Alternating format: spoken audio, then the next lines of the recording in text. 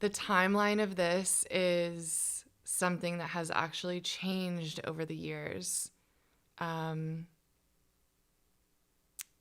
Because you've done Meaning, discovery? yeah, I think Okay. I've done a lot more of diving into like where and when it actually started. And I don't think it was like a specific event, but I do have like flashbacks of being in middle school and being a cheerleader and going to the candy aisle with my cousins and picking out candy to like watch movies and picking the sugar-free kind because I was like nervous that I was going to gain weight and not be able to be the flyer, things like that. And I was a gymnast growing up. I competed. I mean, it was all I did for a really long time. I think I quit when I was like 10 or 11, which Okay. seems so young, but my gymnastics career felt long. Yeah. Well, those are formative years too. Yeah. So that's a big chunk of your Yeah, growing it up. was. And it's interesting because like I know a lot of people have had experiences with gymnastics and it leading to eating disorders, Sure. but like I don't know if I necessarily felt that way. It wasn't really until I was more or less like on this team situation like in middle school where the weight issue was actually being discussed and I actually had more like of an awareness of myself. Yeah. Which tends to happen when kids become like, I think 8 is normally the age where you actually have awareness of like yourself. And that's when you actually start noticing that other people are noticing you. Right. So I would say that there was not an unhealthy relationship then, but I was getting ideas. Okay. And then in high school, I want to say it was maybe like my 10th and 11th grade years. Again, going back to, my experience in high school, and I had no friends. Like, this always makes me really emotional because, like, that was something I told myself constantly was like, tried to run from, like deny that statement of like, I don't have any friends. Like I legitimately did not have a support system. And so, studying it now and looking back, I think the change of events here was I felt very out of control. I felt a lot of shame. I didn't have anybody to turn to. And I wanted to control something.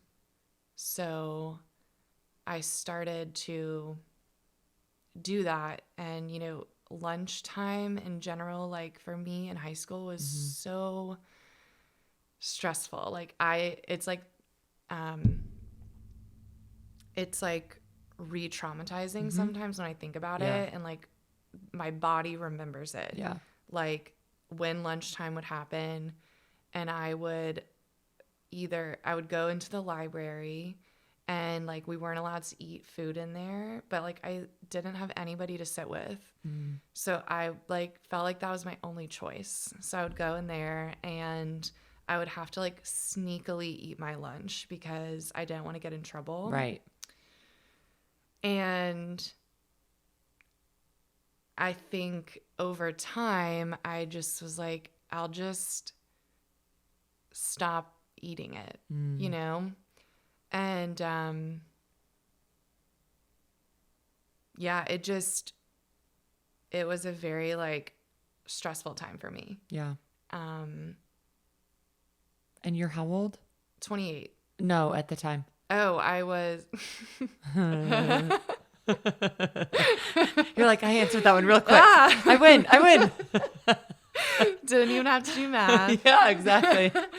I was probably 15, Yeah. 16. Yeah, that's kind of when mine started a little bit early. Well, looking back, same sort of idea. Yeah. It's like I remember, and then you're like, wait, but I remember that earlier than what I originally thought. Yeah. Is kind of where it catapulted. So Yeah. so did you? I mean, again, not labeling labels, but did you become anorexic at the time? No, I really don't think I did. I think I had disordered eating. I think I just like didn't Will you have a explain the difference? Because I'm glad that you're on. yeah. I'm glad that you're on because there are so many terms out there, and I think it's, again, they're all unhealthy. Yeah. But I think it's important to understand the difference between them. Yeah. So, disordered eating, I feel like, is having a very like unbalanced and unhealthy relationship with food. And I feel like I'm gonna do a bad job explaining this, but like, I think it's kind of this, honestly, our diet culture, what Yeah. it promotes is disordered eating because you're basically telling people like it's okay to, fast for 16 hours and then eat like that naturally will just create a bad relationship with food, and then ultimately it creates a bad relationship with your body, like with how you see yourself, because you feel like you are not good if you are like not following a certain diet or whatever it Yeah. is. Or you're hungry and you need something, but you're like, Right. oh, not in my time limit. Exactly. Yeah, exactly. Yeah. And looking at like actual eating disorders, um it's a very like primary mental illness. Yeah. So it's more or less like it probably starts as disordered eating and then it becomes a very, very obsessive, almost uncontrollable, like fear-based disorder where you are so fearful of like eating, the idea of eating, the idea of being around food, of being in a situation where there's food is like panic attack inducing. Is it fear of the food or is it fear of what the food will do as far as putting on weight? Like Yeah. okay. It can be, there's like a scale. Okay. I feel like we do, or I mean, you can diagnose someone that actually has like fear of food. That's a little bit different. Okay. But I guess it does come down to like fear of what the food will do Got it. to your body. And it's very, very control based. Like, So were you afraid of so at this point you're done with gymnastics, you didn't have the pressure of having to be a flyer. So Yeah. that weight thing wasn't an issue. Was it more of just being able to still fit in? Like what was it about the food that became unhealthy?